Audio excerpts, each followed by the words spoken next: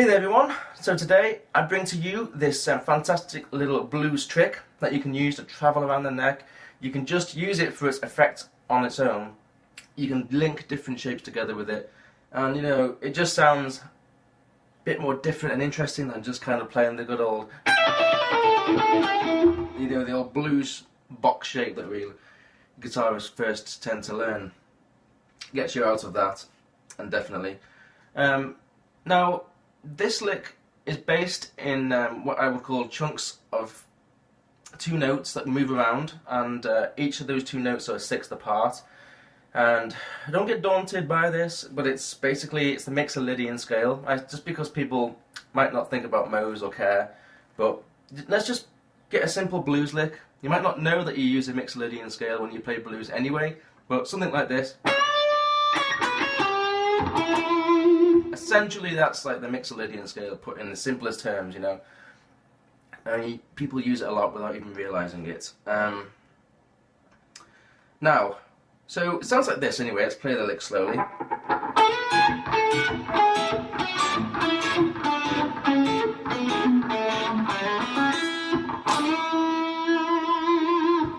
Okay, so that's just me playing it slowly. Now, you can really learn this very easy, you know, for the mind. There's a way of thinking about it that where you can just not really forget it.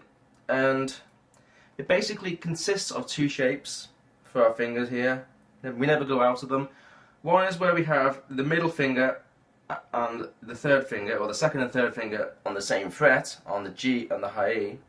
And the other one is where we have the first finger on one fret lower than the second finger, again still on the high E and G. They're the two shapes. So the first shape is we're going to start off on the 16th fret, so it'll be on the G and the high E, again the second and middle finger. Okay, you play the bottom note first, you can slide into it if you like, and then we'll go, which is the 14th fret, again second and third finger. And this shape just moves, you know, as you can see, just 2 frets down. And then after that we move down kind of 1 fret, we change the shape now. So we have the second finger on the 13th fret and the first finger on the 12th fret. So obviously the G and the high E. We play those notes. Okay, and that's just kind of the top end of, you know, the high, well, of the E chord here. And then that shape, we just move down 2 frets, okay? So then we have the 11th fret on the G, and then 10th fret on the high E. So far we have. Okay, now we go back to the first shape again, and we play this starting on the 9th fret of the G and the high E. Okay, then that moves down to the 7th fret, same shape, just 2 frets down.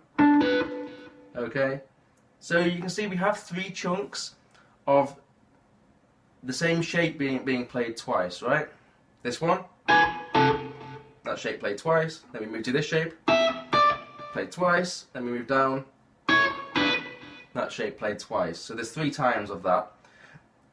That's the way I think about it, if you want to think about it in simple terms. And then after that we can play this shape here now. Now this is the one shape which gets played once on its own. It's going to be the 6th fret on the G, 5th fret on the high E, okay? So that's just stuck there on its own. So there's always one that will be stuck on its own. Now we move back down to the first shape.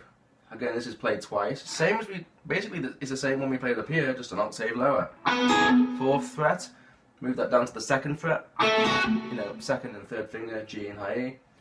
And then finally we have, which is hammer on from the open G to the 1st fret, and play the high E. And that's the whole thing.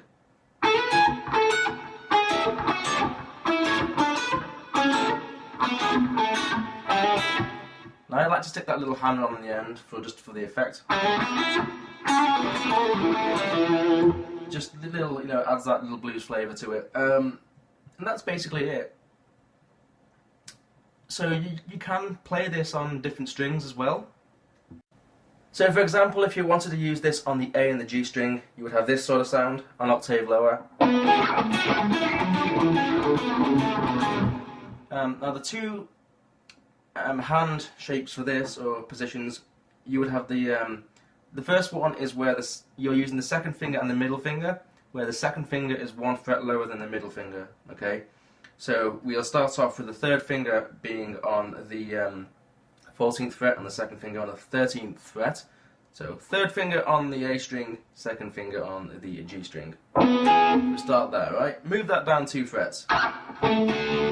Now we go to the second shape. So we have the first finger on there now, which is 2 frets lower than the third finger. So the third finger is on the 11th fret of the A and the first finger on the 9th fret of the G. Move that down 2 frets. Now we go back to the first shape. We're starting now on the 7th fret, okay? Or second finger on the 2nd fret of the A, first finger on the 6th fret of the G. Move that down 2 frets. Then we have this shape here. We play the shape once.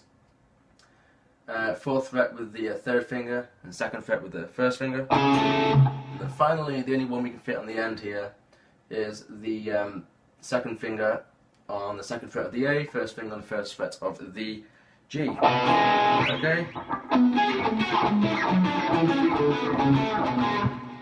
You can also link shapes together, so you might or link positions together. We have this one here, this.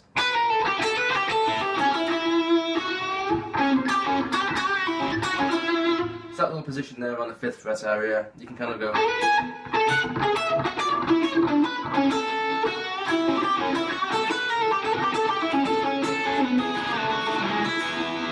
You know, again, just using them to travel through different shape or different position areas.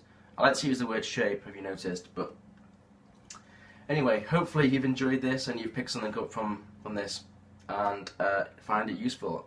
And again, you know, subscribe and push the like button if you want to hear more of these videos. It does help, you know, the subscriptions and everything.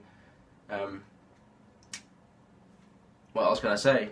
I have fun making the videos anyway, so I'll see you again.